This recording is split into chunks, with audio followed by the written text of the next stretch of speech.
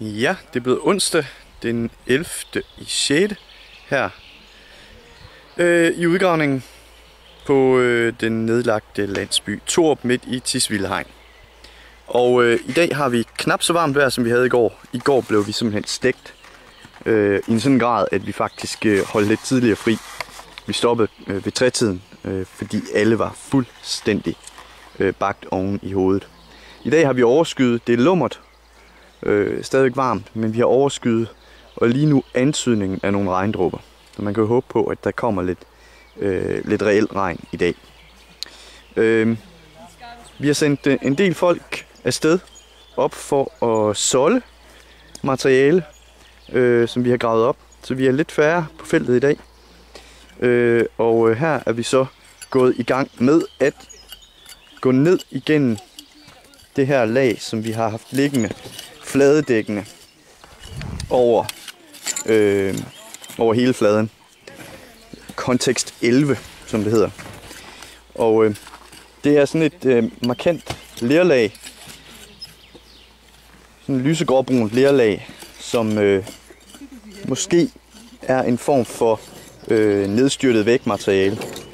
Og det er vi ved at gå ned igen for at komme ned til det, der er nedenunder, som er et meget mere mørkt, leret, men også mere sandet materiale med store trækulsnister og klumper af ildpåvirket lermateriale.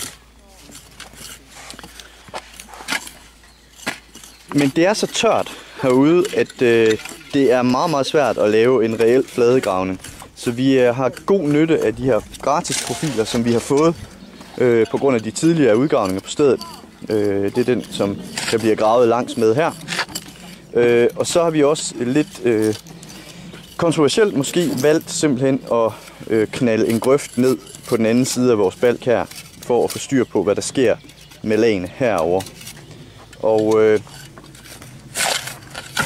det vi kan se, det er, at vi har det gule, eller gråbrune, gullige lerlag liggende øverst her, hvorefter der kommer nogle mørkere horisonter nedenunder.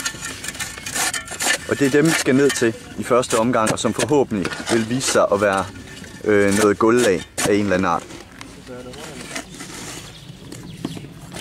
Grøften her, den graver vi så ned til den oprindelige, eller ned igennem, kan man sige, den oprindelige overflade, ned til og lidt ned i undergrundsmaterialet, sådan at vi har et klart billede af, hvor langt vi egentlig skal ned. Første omgang stopper vi grøften her,